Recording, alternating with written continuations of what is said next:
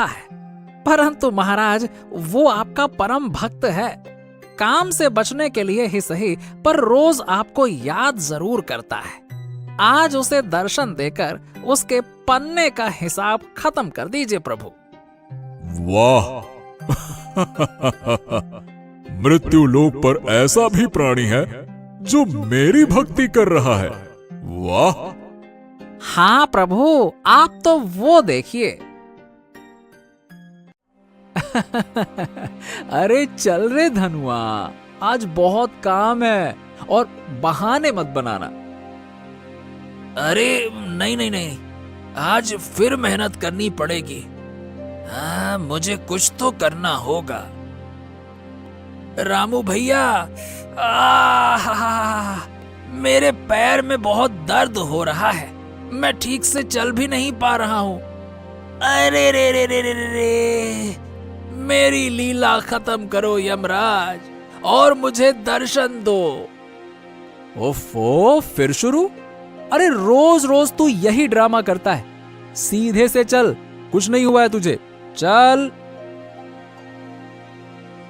धनुआ का बहानेबाजी का सिलसिला यूं ही चलता रहता। कभी पेट दर्द तो कभी पैर में तकलीफ। हर दिन उसका कुछ न कुछ नया नाटक लगा ही रहता था।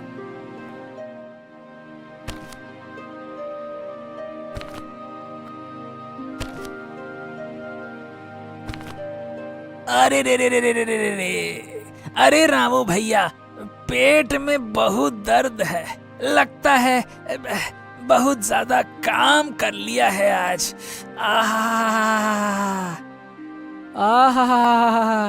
अबे तूने अभी काम किया ही कहाँ है?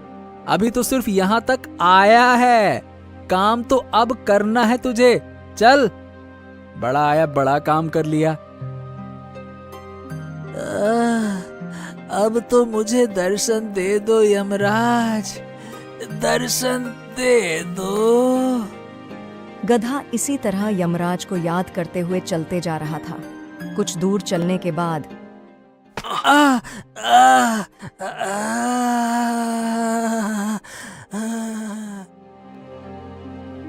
अरे धनुआ, क्या हुआ तुझे? चल उठ। अरे देख, गांव के सब लोग आ गए हैं। चल चल चल, उठ, चल उठ।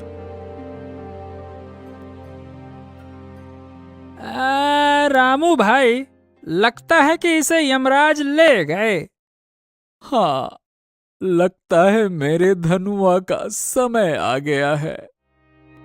रामू को लगा कि धनुआ का अंत आ गया है।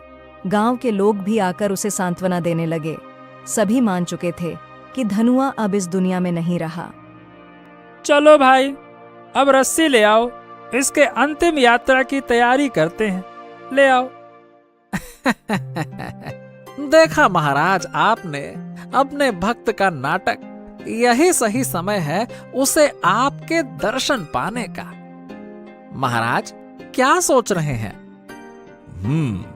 चित्रगुप्त, तुमने सही कहा। चलो।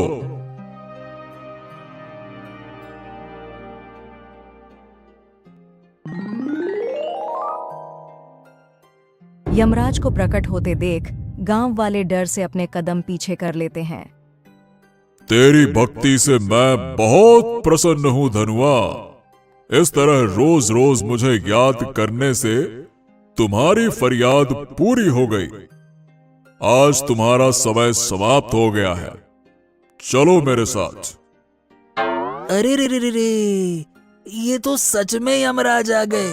अरे महाराज, इस बात को इतना सीरियसली लेने की जरूरत क्या थी?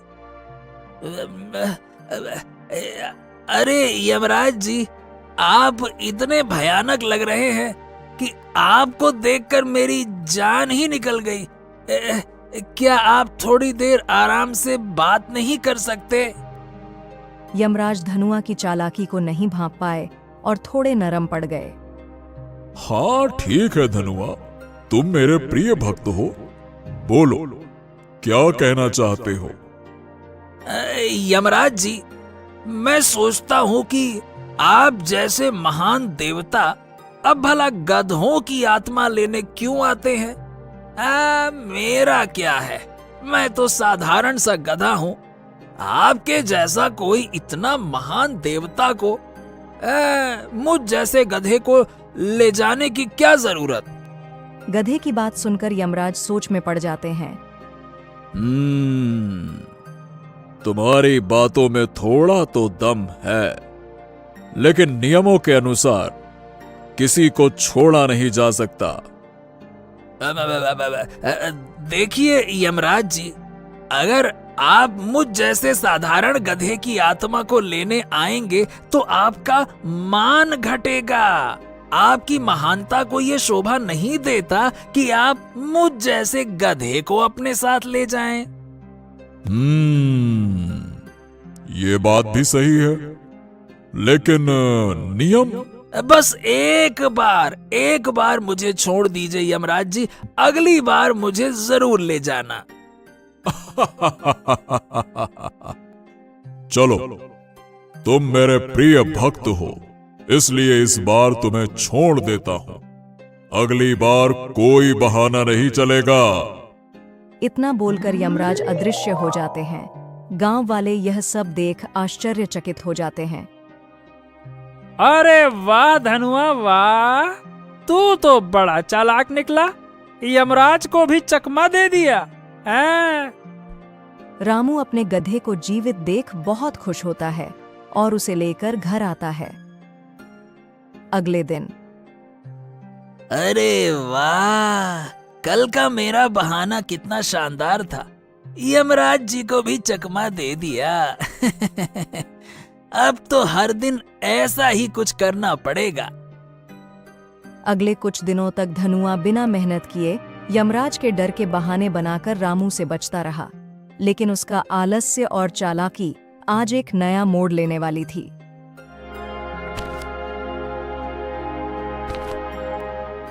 अरे वाह, ये बहानेबाजी का तरीका तो कमाल का है। रामू भैया भी मेरी हर दिन बात मान लेते हैं।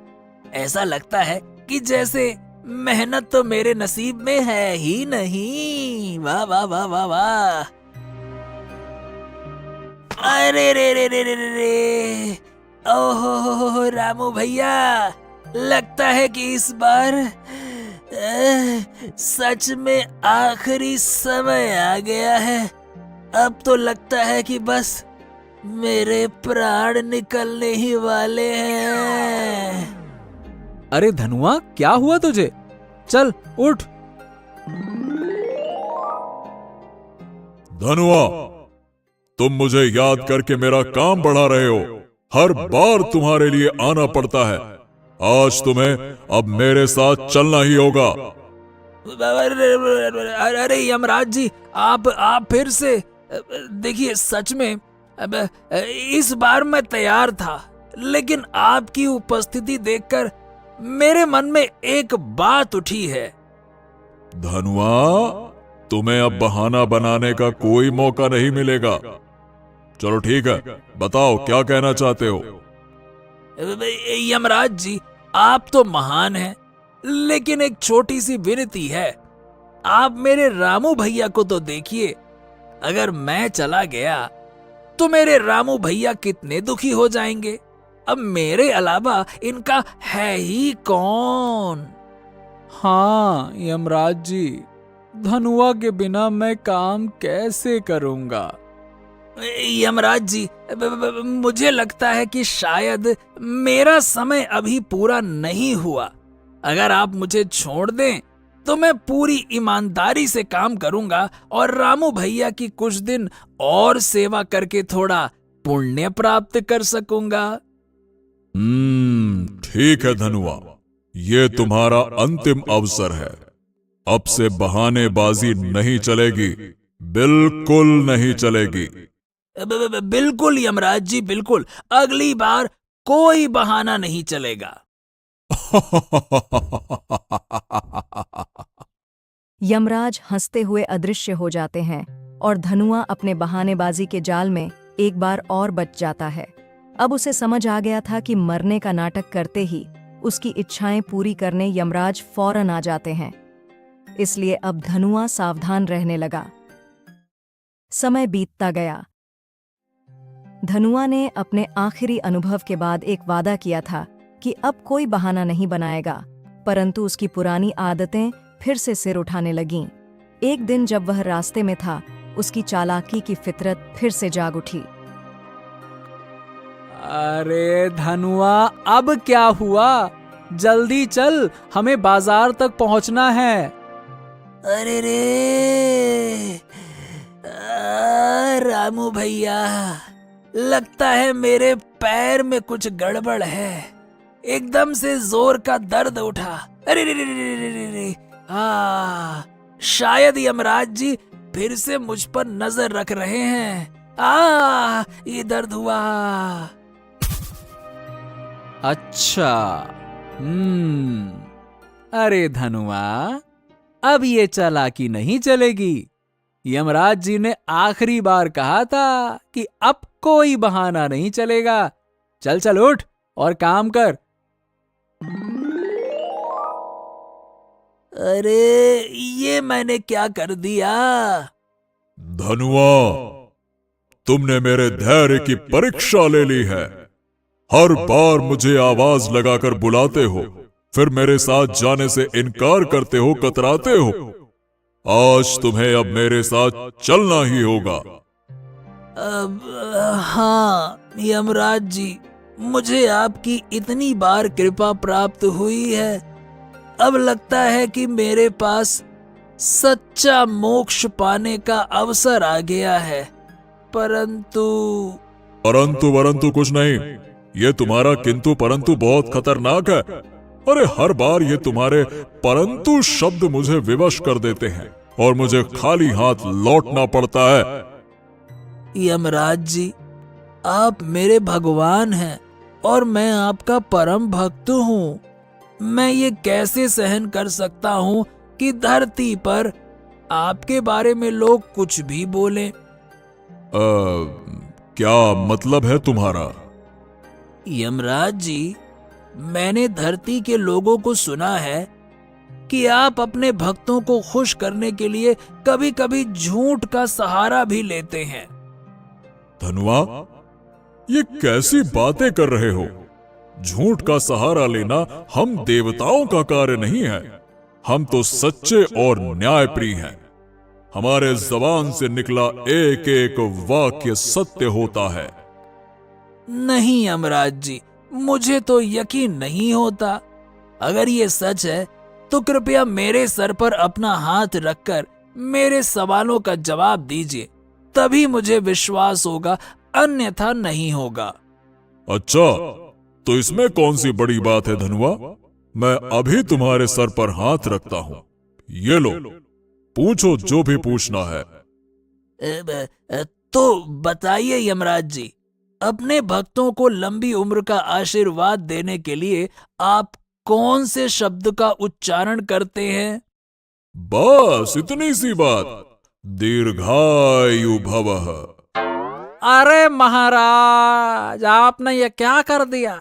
इस गधे को दीर्घायु का वरदान दे दिया। महाराज, आप ही ने कहा है कि आपके मुख से निकली एक एक बात, एक एक वाक्य सत्य होता है। अब तो आपने मेरे सर पर हाथ रखकर दीर्घायु का वरदान भी दे दिया है। अब तो आप अपने वचन से नहीं मुकरेंगे, है ना प्रभु? अरे धनुआ, तू तो बड़ा ही सयाना निकला। अपनी चालाकी से आज तो मुझे भी मात दे दी और ऐसा आशीर्वाद लिया जैसे ब्याज समेत उधार वसूल कर रहा हो। सच में, भक्त चाहे साधारण हो या बड़ा, भगवान को तो उसके प्रेम और भक्ति के आगे झुकना ही पड़ता है। ये आज मैंने अपनी आंखों से देख भी लिया। यमराज मुस्कुराते हुए वापस लौट गए और धनुआ ने लंबी उम्र का वरदान पाकर आराम से अपनी जिंदगी बिताना शुरू कर दिया।